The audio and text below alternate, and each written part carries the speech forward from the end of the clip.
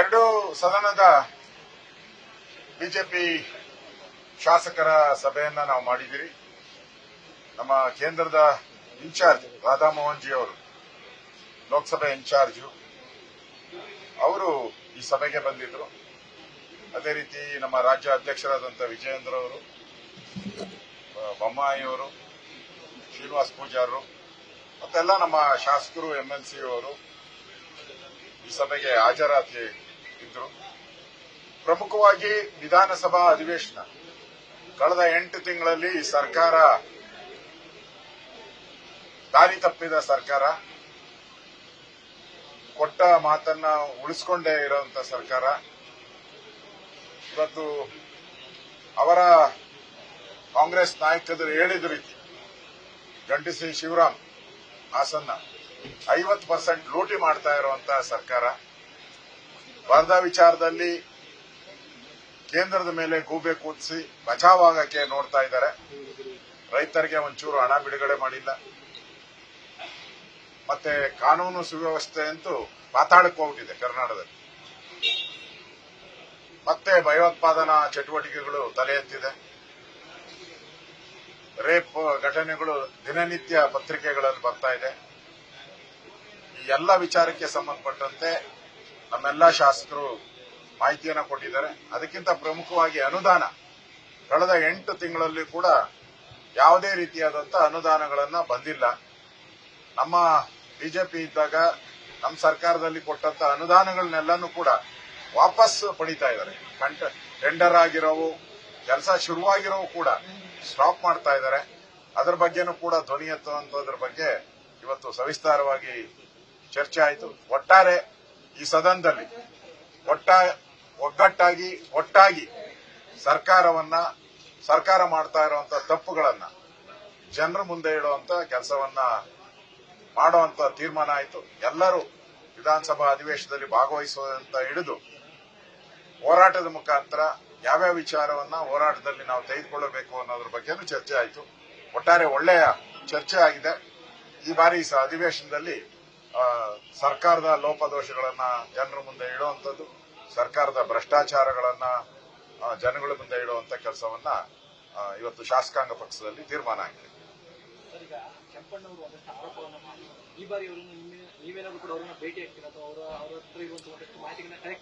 ಈಗಾಗಲೇ ನನಗೆ ಫೋನ್ ಮಾಡಿದ್ರು. ನಾನು ಕೂಡ 2 ಸರಿ ಅವರಿಗೆ ಫೋನ್ ಮಾಡಿದ್ದೀನಿ.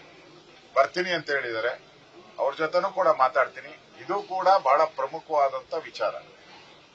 ಕೆಂಪಣ್ಣವರ 40% ಮತ್ತು ಗಂಡಸಿ ಶಿವರಾಮ್ ಕಾಂಗ್ರೆಸ್ಸಿನ ಹಿರಿಯ ನಾಯಕರು ಅವರು 50% ಅಂತ ಹೇಳಿದ್ದಾರೆ. 40% ಕೆಂಪಣ್ಣ ಹೇಳಿದ್ದಾರೆ.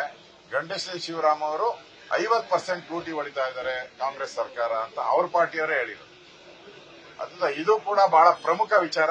ಇದನ್ನು ಕೂಡ ವಿಧಾನಸಭೆಯಲ್ಲಿ ನಾವು ಚರ್ಚೆಯನ್ನ ಮಾಡ್ತೀರಿ, ಪ್ರಬಲ ಹೋರಾಟವನ್ನ ಮಾಡ್ತೀರಿ. ಇದು ಲೂಟಿಕೋರರ ಸರ್ಕಾರ ಅನ್ನೋದು ಇವತ್ತು ಹಣೆಪಟ್ಟಿಯಾಗಿದೆ. ಹಿಂದೆ ಸಿದ್ದರಾಮಯ್ಯನವರು ಪೇ ಸಿಎಂ ಅಂತ ಮಾಡಿದ್ರು, 40% ಅಂತ ಮಾಡಿದ್ರು. ಇವತ್ತು ಅವರ ಹಣೆಗೆ, ಸಿದ್ದರಾಮಯ್ಯನವರ ಹಣೆಗೆ ಇವತ್ತು 40% ಸರ್ಕಾರ ಅಂತ ಸೇಮ್ ಅವತ್ಯಾರು ಆಪಾದನೆ ಮಾಡಿದ್ರು ಕೆಂಪಣ್ಣ, ಇವತ್ತು 40% ಸರ್ಕಾರ ಅಂತ ಸಿದ್ದರಾಮಯ್ಯನ ಹಣೆಗೆ ಪಟ್ಟಿ ಎಣಿಸಿದ್ದಾರೆ. ಇದನ್ನು ಕೂಡ ವಿಧಾನಸಭೆ ಅಧಿವೇಶನದಲ್ಲಿ ಚರ್ಚೆ ಆಗಿದೆ.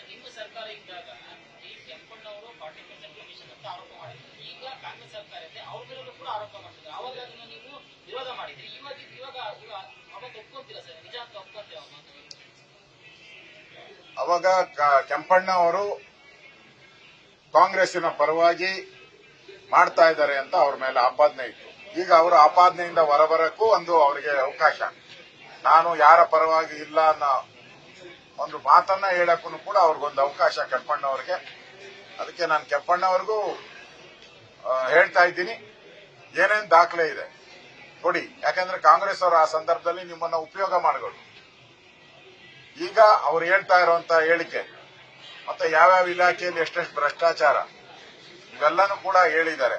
ಅದು ನಾವು ದಾಖಲೆಗಳನ್ನ ಕೊಡ್ತೀನಿ ಅಂತ ಹೇಳಿದ್ದಾರೆ. ನಾನು ಈಗಾಗಲೇ ಸಿಬಿಐ ತನಿಖೆಗೆ ಆಗ್ರಹನ ಮಾಡಿದ್ದೀನಿ. ಅದನ್ನು ಕೂಡ ವಿಧಾನಸಭೆ ಅಧಿವೇಶನದಲ್ಲಿ ನಾವು ಮಾಡೋರಿದ್ದೀವಿ. ಸರಿ, ಇವತ್ತಿನ ರಾಜ್ಯಪಾಲರ ಭಾಷಣ ನೋಡಿದಾಗ ಎಲ್ಲ ಒಂದ್ ಕಡೆ ಕೇಂದ್ರ ಸರ್ಕಾರದ ಮೇಲೆ ಸಾಕಷ್ಟು ಆರೋಪಗಳನ್ನ ಮಾಡ್ತಾರೆ. ಅಂದ್ರೆ ವೇತನ ತಾರತಮ್ಯ ಇರ್ಬೋದು, ಟ್ಯಾಕ್ಸ್ ಇರ್ಬೋದು, ಬರಗಾಲಕ್ಕೆ ಕೊಡಬೇಕಾದ ಹಣ ಇರ್ಬೋದು, ಇವೆಲ್ಲವನ್ನು ಕೂಡ ಈಗಾಗಲೇ ಕೇಂದ್ರ ಸರ್ಕಾರದಲ್ಲಿ ಗೋಬಿಸಿರ್ತಾರೆ. ಈ ಅಧಿವೇಶನದಲ್ಲಿ ನೀವು ಇದನ್ನ ಹೇಗೆ ಸರ್ಕಾರ ರಾಜ್ಯಪಾಲರ ಭಾಷಣ ಏನಿದೆ ಆ ಭಾಷಣದಲ್ಲಿ ಏನು ಉಳಿನೂ ಇಲ್ಲ, ಉಪ್ಪು ಇಲ್ಲ, ವಿಷನ್ ಅಂತೂ ಇಲ್ಲೇ ಇಲ್ಲ.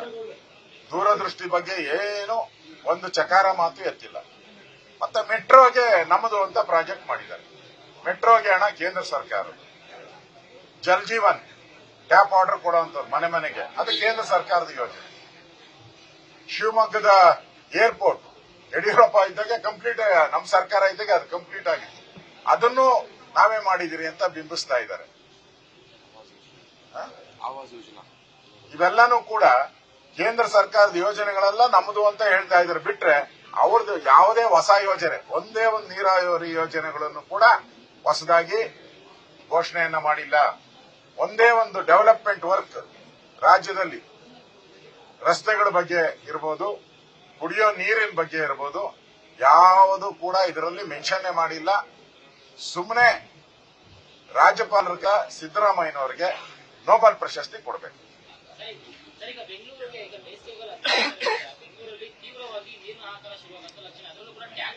ಈಗಾಗಲೇ ಕಾವೇರಿ ಸಂಬಂಧಪಟ್ಟಂತೆ ಕರ್ನಾಟಕ ಸರ್ಕಾರ ಕುಂಭಕರ್ಣ ನಿದ್ದೆಯಲ್ಲಿದ್ದರಿಂದ ಈಗಾಗಲೇ ತಮಿಳುನಾಡಿಗೆ ಬಹಳಷ್ಟು ನೀರು ಹರಿದು ಹೊರಟೋಗಿದೆ. ಮತ್ತೆ ತಮಿಳುನಾಡಲ್ಲಿ ಇರತಕ್ಕಂಥ ಸ್ಟಾಲಿನ್ ಇಲ್ಲಿರುವಂತ ಕಾಂಗ್ರೆಸ್ ಸರ್ಕಾರದ ದೋಸ್ತಿ, INDA ಪಾರ್ಟ್ನರ್. ಮತ್ತೆ ವೆಸ್ಟ್ ಎಂಡ್ ಅಲ್ಲಿ ಕರೆದು ಅವರಿಗೆಲ್ಲ ಒಳ್ಳೆ ಬಿರಿಯಾನಿ ಊಟ ಎಲ್ಲ ಹಾಕಿದ್ದಾರೆ. ಸೊ ಆ ಸಂದರ್ಭದಲ್ಲಿ ಅವರು ಪ್ರತಿಭಟನೆ ಮಾಡಬಹುದಾಯಿತು, ಸ್ಟಾಲಿನ್ ಅನ್ನ ಮನವೊಲಿಸಬಹುದಾಯಿತು. ಆದ್ರೆ ಈ ಸರ್ಕಾರ ಮನವೊಲಿಸುವಂತ ಕೆಲಸವನ್ನ ಮಾಡದೆ ರಾಜಕಾರಣ ಮಾಡಿದ್ದಾರೆ. ಇವತ್ತು ಬೆಂಗಳೂರಿಗೆ ಇರ್ಬೋದು, ಮೈಸೂರು ಇರ್ಬೋದು, ಮಂಡ್ಯದ ಕುಡಿಯುವ ನೀರು ಹಾಹಾಕಾರ ಬಂದಿದ್ರೆ ಅದಕ್ಕೆ ಕಾರಣ ನೇರವಾಗಿ ಕಾಂಗ್ರೆಸ್ ಅವರೇ. ಯಥೇಚ್ಛವಾಗಿ ತಮಿಳುನಾಡಿಗೆ ನೀರನ್ನ ಬಿಟ್ಟು ವೋಟ್ ಪಾಲಿಟಿಕ್ಸ್ ಮಾಡಿ ಕರ್ನಾಟಕಕ್ಕೆ ಕುಡಿಯೋ ನೀರಿನ ಹಾಹಾಕಾರ ಬಂದಿರೋದಕ್ಕೆ ಇವತ್ತು ನೇರ ಕಾರಣ ಕಾಂಗ್ರೆಸ್ ಅವರೇ. ಇದು ಕೂಡ ಅಧಿವೇಶನದಲ್ಲಿ ನಾವು ಚರ್ಚೆ ಮಾಡ್ತೀವಿ. ನ್ಯೂಸ್ ಫಸ್ಟ್, ನಿರ್ಭೀತಿಯಿಂದ ನಿಮ್ಮ ಪರವಾಗಿ.